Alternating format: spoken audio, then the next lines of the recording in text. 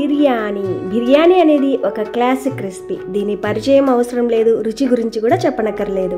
మూత తీయగానే మంచి స్మెల్ తో గుమగుమలాడే వేడి వేడి బిర్యానీ తినకుండా ఉండనిది ఎవరు? ఈ biryani vegetables, chicken, mutton, fish, prawns ఇలా దేంతో చేసినా రుచి తగ్గేది ఎక్కడ. సరే, ఇవాళ అయితే టేస్టీ గుడ్డు బిర్యానీ ఒక్కసారి రుచి చూసారంటే మళ్ళీ మళ్ళీ ట్రై చేస్తారు. నిజంగా అంత బాగుంటుంది. ఇకపోతే చేయడం అంటారా, వంట రాని వాళ్ళు కానీ బ్యాచిలర్స్ కానీ చాలా ఈజీగా చేసుకోగలిగే 1 part egg biryani. Simple and tasty. సరే, లేట్ చేయకుండా రెసిపీ చూసేద్దాం. ముందుగా కుక్కర్లోకి ఫ్రైడ్ ఆనియన్స్ కోసం ఒక 7-8 స్పూన్స్ దాకా ఆయిల్ వేసుకోవాలి. ఈ ఆయిల్ అనేది హీట్ అయిన తర్వాత ఒక పెద్ద సైజు ఉల్లిపాయని ఈ విధంగా సన్నగా పొడుగ్గా కట్ చేసి విడదీసి వేసుకోవాలి. వేసిన ఈ ఉల్లిపాయల్ని ఎర్రగా వేగేదాకా వేయించుకోవాలి. మీడియం ఫ్లేమ్లో కొద్దిసేపు, హై ఫ్లేమ్లో కొద్దిసేపు మార్చుకుంటూ వీటిని మరీ నల్లగా కాకుండా ఎర్రగా వేగేదాకా వేయించుకుంటే సరిపోతుంది. ఒక 2-3 నిమిషాలు ఆ విధంగా వేయించగా ఫైనల్గా చూడండి ఈ విధంగా వేగితే సరిపోతుంది. ఆ తర్వాత ఆయిల్ అనేది ఏ మాత్రము పడకుండా వీటిని ఒక ప్లేట్లోకి తీసుకోవాలి. ఆ తర్వాత అదే కుక్కర్లోకి ఉడికించి ఘాట్లు పెట్టుకున్న ఎగ్స్ వేసుకోవాలి. నేనైతే ఒక 5 ఎగ్స్ వేసుకున్నాను, కానీ ఇక్కడ ఎగ్స్ అనేవి ఎన్ని కావాలంటే అన్ని వేసుకోవచ్చు. తర్వాత ఒక చిటికెడు సాల్ట్, ఒక చిటికెడు కారం, ఒక చిటికెడు దాకా పసుపు వేసి వీటిని మీడియం ఫ్లేమ్లోనే ఈ ఎగ్స్ అనేవి కొంచెం గట్టిగా తయారయ్యేంత వరకు వేయించుకోవాలి. సాఫ్ట్గా ఉన్న ఈ ఎగ్స్ అనేవి కొంచెం గట్టిగా తయారయ్యేంత వరకు మీడియం ఫ్లేమ్లో ఒక 2 నిమిషాలు వేయించుకుంటే సరిపోతుంది. ఎగ్స్ అనేవి ఆ విధంగా వేగిన తర్వాత వీటిని కూడా ఒక ప్లేట్లోకి తీసుకోవాలి. చూడండి, ఈ మాత్రం వేయించుకుంటే సరిపోతుంది. ఈ ఎగ్స్ అనేవి తొందరగా ఉడికించుకోవాలి అనుకుంటే కుక్కర్లోనే కొంచెం సాల్ట్, వాటర్ వేసి మీడియం ఫ్లేమ్లో ఒక 2 విజిల్స్కి అయితే తొందరగా ఉడికిపోతాయి. ఆ తర్వాత అదే కుక్కర్లోకి ఆయిల్ లేకుంటే ఆయిల్ వేసుకోవాలి, లేదంటే అడుగు అనేది మాడిపోతుంది. ఒక బిర్యానీ ఆకు, 2 లవంగాలు, 2 యాలకులు, ఒక చెక్క, ఒక చిన్న టీ స్పూన్ దాకా షాజీరా వేసుకోవాలి. ఇక్కడ ఈ షాజీరా లేదు అనుకుంటే జీలకర్ర వేసుకోవచ్చు, కానీ షాజీరా వేసుకుంటేనే టేస్ట్ బాగుంటుంది, ఉంటే ఇదే వేసుకోవాలి. వీటిని మీడియం ఫ్లేమ్లో 1 నిమిషం వేయించుకున్న తర్వాత 2 మీడియం సైజు ఉల్లిపాయల్ని ఈ విధంగా సన్నగా పొడుగ్గా కట్ చేసి వేసుకోవాలి. ఆ తర్వాత రుచికి సరిపడా పచ్చిమిర్చి, ఇందులో మిర్చి పౌడర్ కూడా వేస్తాం కాబట్టి ఇక్కడ పచ్చిమిర్చి అనేది కొంచెం చూసుకొని వేసుకోవాలి.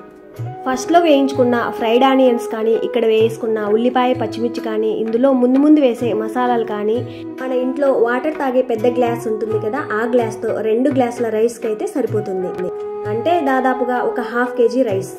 వేసిన ఉల్లిపాయలు ఈ విధంగా పింకిష్ కలర్లోకి మారిన తర్వాత ఒక 2 స్పూన్స్ దాకా ఫ్రెష్గా రుబ్బిన అల్లం వెల్లుల్లి పేస్ట్ వేసుకోవాలి. పచ్చివాసన పోయేదాకా మీడియం ఫ్లేమ్లో వేయించుకోవాలి.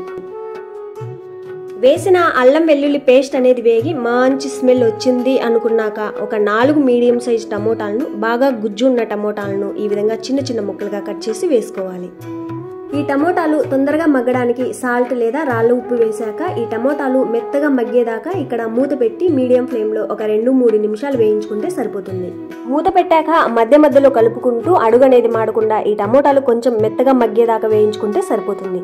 చూడండి, ఈ మాత్రం మెత్తగా మగ్గితే చాలు. ఇప్పుడు ఇందులోకి రైస్కి సరిపడా మసాలాలు వేసుకోవాలి. 1 స్పూన్ దాకా పసుపు, కారం, ఇందాక పచ్చిమిర్చి కూడా వేసాం కదా, కారం అనేది ఇక్కడ చూసుకొని వేసుకోవాలి. బిర్యానీ మసాలా ఒక 2 స్పూన్స్, ఫ్రెష్గా కొంచెం కొత్తిమీర, కొంచెం పుదీనాతో పాటు ఒక 2 స్పూన్స్ దాకా కసూరి మేతి.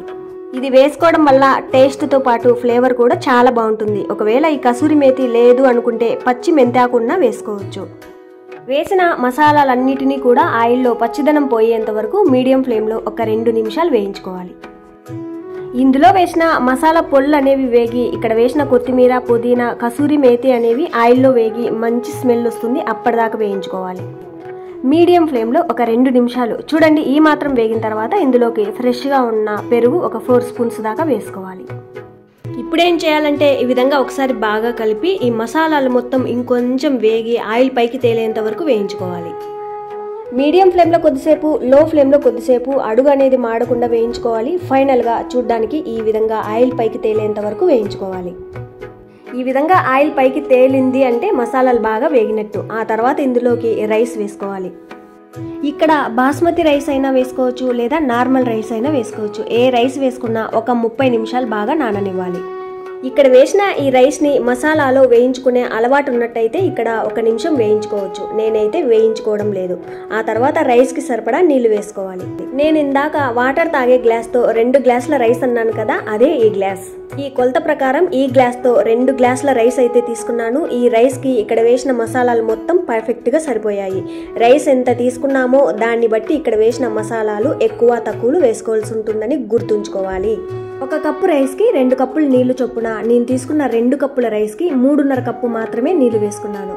1/2 కప్పు వాటర్ని మైనస్ చేశాను, ఎందుకంటే గ్రేవీలో కొంచెం వాటర్ ఉంది కాబట్టి.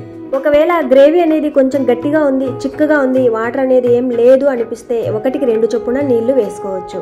ఈ స్టేజ్లో ఉప్పు కారం ఏమైనా తక్కువ ఉంటే వేసుకోవచ్చు. అంతా ఓకే అనుకున్నాక ఇందాక వేయించి పెట్టుకున్న ఫ్రైడ్ ఆనియన్స్ వేసుకోవాలి. ఆనియన్స్తో పాటు ఇందాక రెడీగా పెట్టుకున్న ఎగ్స్ కూడా వేసుకోవాలి. అన్ని ఎగ్స్ని ఒకదాని మీద ఒకటి వేయకుండా అక్కడక్కడ ఉండేలా వేసుకోవాలి. ఆ తర్వాత ఫ్రెష్గా కొంచెం పుదీనా ఉంటే కొంచెం కొత్తిమీర వేసుకోవచ్చు. ఇక్కడ 1 స్పూన్ దాకా నెయ్యి కూడా వేసుకోవాలి. ఆ తర్వాత కుక్కర్ మూత పెట్టి మీడియం ఫ్లేమ్లో 2 అంటే 2 విజిల్స్కి స్టవ్ ఆఫ్ చేసుకోవాలి. విజిల్స్ వచ్చిన వెంటనే ఓపెన్ చేయకుండా ఒక 15-20 నిమిషాల తర్వాత ఓపెన్ చేస్తే రైస్ అనేది ముద్దలా అవ్వకుండా పొడి పొడిలాడుతూ ఉంటుంది. సర్వ్ చేసుకోవడానికి కూడా చాలా బాగుంటుంది. ఒక 20 నిమిషాల తర్వాత చూస్తే పొడి పొడిలాడుతూ బిర్యానీ సెట్ అయి ఉంటుంది. చూడండి, పైనున్న మసాలా కిందకి, కిందున్న రైస్ పైకి ఎక్కువ కలపకుండా అలా ఇలా కలిపి సర్వ్ చేసుకోవడమే. సింపుల్గా అయిపోయిన ఈ ఎగ్ బిర్యానీ చాలా బాగుంటుంది, అస్సలు మిస్ అవ్వద్దు. సరే, మరో సింపుల్ రెసిపీతో మళ్ళీ కలుద్దాం. Thank you for watching.